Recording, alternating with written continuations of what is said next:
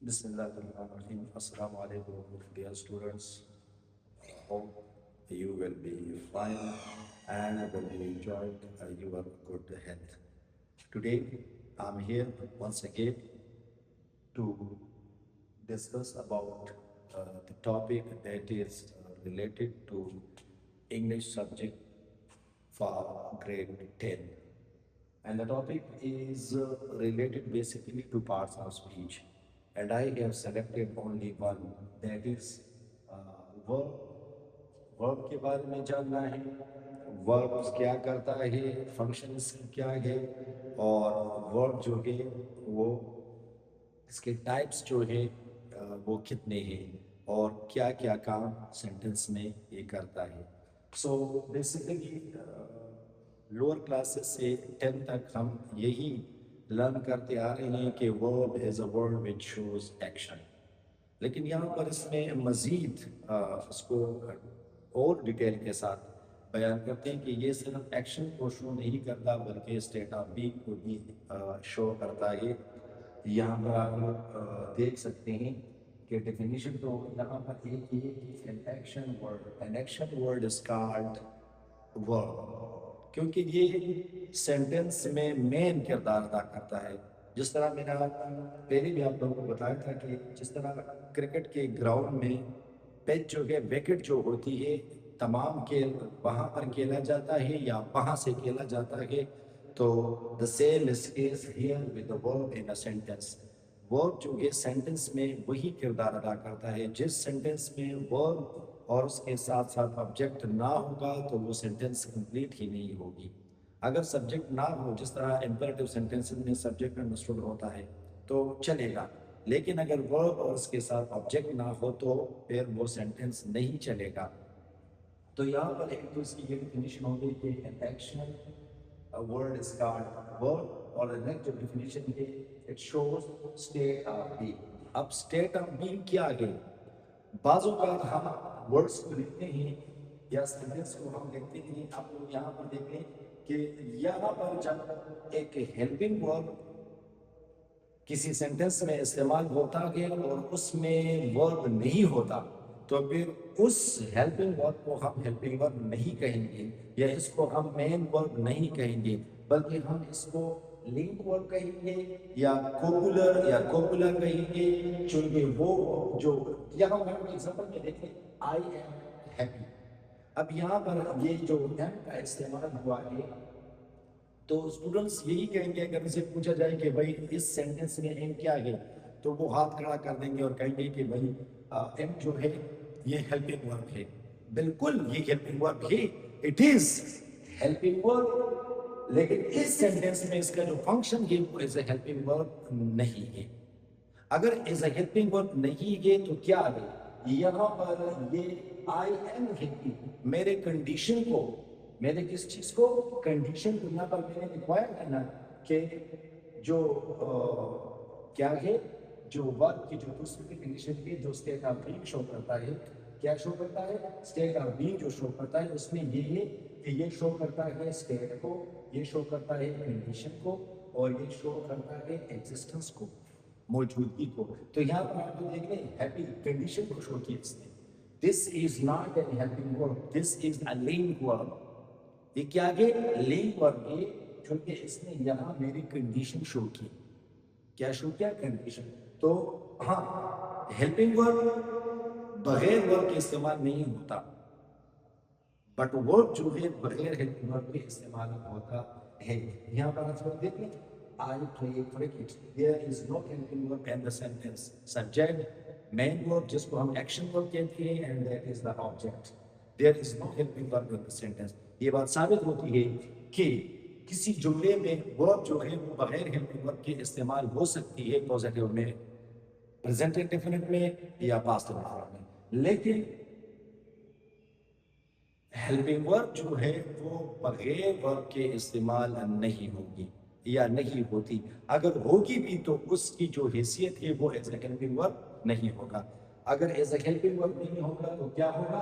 फिर उसकी हैसियत जो है वो एज अ लिंक वर्ब होगा, क्योंकि ये लिंक करता है सब्जेक्ट को बाकी रेस्ट ऑफ द सेंटेंस को, जिसको हम कॉम्प्लीमेंट कहते हैं.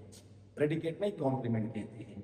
तो यहाँ पर ये जो वर्ब है ये न सिर्फ एक्शन शो करता है बल्कि ये स्टेट ऑफ बीइंग शो करता है। एग्जांपल्स यहाँ पर है I am happy, she is a teacher. Now अब ये इसकी स्टेटस को शो करता है कि वो क्या है, is a teacher। अब यहाँ पर is इस्तेमाल हुआ है, is basically is the helping verb of present continuous tense, but over here it is used as a link verb। Clear?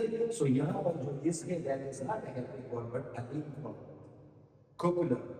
The third one that is he is tired। यहाँ पर once again is का इस्तेमाल हुआ है और एक बार फिर नीचे लास्ट एग्जांपल में स्टेट और बी के एग्जांपल में आते हैं कि we are ready।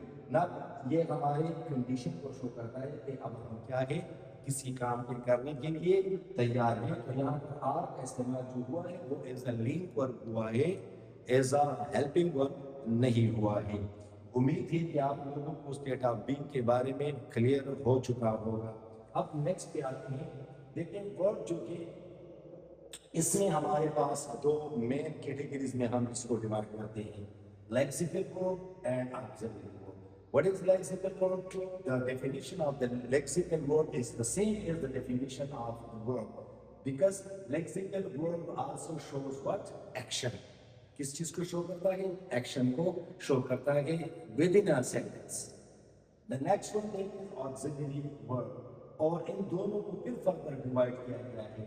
Lexical verb के दो क्या है टाइप से, ट्रांसिटिव वर्ब एंड इनट्रांसिटिव वर्ब। ये लेक्सिकल के टाइप से, और ऑक्सिलरी के जो टाइप्स हैं वो दो है, primary auxiliary and modern auxiliaries. तो इसको पहले डिफाइन करते हैं, इसको पहले समझते हैं कि what is a transitive verb and what is intransitive verb. तो जरा गौर कीजिए स्टूडेंट्स के लेक्सिकल वर्ब के जो दो टाइप्स हैं, ट्रांसिटिव वर्ब एंड इनट्रांसिटिव वर्ब, ये एक दूसरे के बिल्कुल अपोजिट है, एक दूसरे के बिल्कुल अपोजिट है। So how to define a transitive verb? A transitive verb, simply a transitive verb needs an object। इसको सेंटेंस में ऑब्जेक्ट की जरूरत होगी। किस किस्म के ऑब्जेक्ट की जरूरत होगी? ड्यू, यानी डायरेक्ट ऑब्जेक्ट। हम सेंटेंस में डायरेक्ट ऑब्जेक्ट भी इस्तेमाल कर सकते हैं और डायरेक्ट के साथ साथ इनडायरेक्ट ऑब्जेक्ट को भी इस्तेमाल कर सकते हैं। तो ट्रांजिटिव वर्ब को डायरेक्ट ऑब्जेक्ट की क्या होगी? जरूरत होगी। अगर ट्रांजिटिव वर्ब के साथ हम डायरेक्ट ऑब्जेक्ट को इस्तेमाल नहीं करेंगे तो सेंटेंस इनकम्प्लीट होगी, नामुकम्मल होगी। मिसाल के तौर पर आप लोग देखें, आई प्ले क्रिकेट। यहाँ पर जो क्रिकेट है ये ऑब्जेक्ट है और एज अ डायरेक्ट ऑब्जेक्ट इस्तेमाल हुआ है। अगर हम इसकी और डिफिनीशन, एक तो इसकी ये डिफिनीशन है कि transitive verb need an object, लेकिन अगर इसकी एक और डिफिनीशन हम कर लें, the action of which passes over from subject to object, the action of which passes over from subject to object is called transitive verb। एक बात ज़हन में ये भी रख लें, just keep in mind the thing that a transitive verb can be changed into passive voice because it has an object, while intransitive is just the opposite of transitive, it cannot be changed into passive voice। The reason is intransitive verb does not need an object, इसको object की जरूरत नहीं होती। Example is, transitive को object की जरूरत होती है, इनट्रांजिटिव को ऑब्जेक्ट की जरूरत नहीं होती। एग्जांपल आप लोग देख लें, ही इज लाफिंग। अब अगर हम इस सेंटेंस की पार्सिंग करें, पार्सिंग से मुराद ये कि इसको हम जो है इसका तोड़ कर लें, इसके एनालिसिस कर लें, तो he is the subject of the sentence, is the helping verb of the sentence and laughing is the main verb और action. There is no object in the sentence and the sentence is a complete one, a sensible one, it can give us a complete meaning। So it means that there is no object in the sentence, और अगर जुमले में object ना होगा और sentence मुकम्मल होगा तो यहाँ पर जो laughing है, अब एक just keep in mind the thing that don't stem a verb that is transitive or intransitive until we use it in the sentence। जब तक कि हम इसको सेंटेंस में इस्तेमाल नहीं करते तब तक आप लोगों ने इस पर ये स्टेप नहीं लगानी कि ये ट्रांजिटिव वर्ब है या इनट्रांजिटिव वर्ब है, क्योंकि ट्रांजिटिव वर्ब या इनट्रांजिटिव वर्ब का पता तब चलेगा जब वो जुमले में इस्तेमाल होगा। यहाँ पर लाफिंग जो है दैट इज यूज्ड इनट्रांजिटिवली, हम इसको ट्रांजिटिवली भी इस्तेमाल कर सकते हैं। मिसाल के तौर पर आप लोग देख लें, यहाँ पर एग्जांपल में दे रहा हूँ कि how to use it transitively, और इनको हम कहते हैं सेमी ट्रांजिटिव वर्ब। क्या कहते हैं? Semi transitive verb. मिसाल के तौर पर ही laughs ate the poor.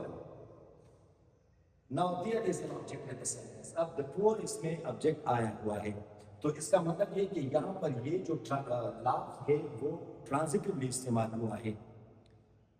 इसका मतलब ये हुआ है कि हमने किसी भी वर्ब पर यूज किया, हाँ एक दो वर्ब ऐसे हैं जो बेसिकली बाय वर्ब इंट्रांजिटिव थे, लेकिन most of the verbs, maximum of the verbs वो हम ट्रांजिटिवली इस्तेमाल करते हैं, और फिर इंट्रांजिटिव जो इंट्रांजिटिव वर्ब है उनको ट्रांजिटिवली भी इस्तेमाल कर सकते हैं। अब द नेक्स्ट वन एग्जांपल जो आप लोग हैं वो देख लें, द बेबी क्राइज। अब यहाँ पर द बेबी जो है that is the subject and cries is a verb, there is no object in the sentence, और फिर भी जुमला कंप्लीट है। इसका मतलब ये हुआ है कि यहाँ पर cries जो है that is used intransitively। तो उम्मीद है कि आप लोगों को ट्रांजिटिव और इंट्रांजिटिव के बारे में पता चल चुका होगा। एक बात मैं आप लोगों को रिवाइज करता हूँ कि transitive verb needs an object, यानी जुमले में इसको ऑब्जेक्ट की जरूरत होगी, while intransitive does not need an object। जिस जुमले में ऑब्जेक्ट होगा यानी transitive verb can be change into passive voice, while intransitive verb can not be change into passive voice. Okay, now primary auxiliary और model auxiliary, इंशाल्लाह इसके बारे में नेक्स्ट क्लास में हम इसको डिस्कस करेंगे, क्योंकि इसका जो क्या है इसको डिटेल से फिर हम डिस्कस करेंगे तो बहुत टाइम लगेगा।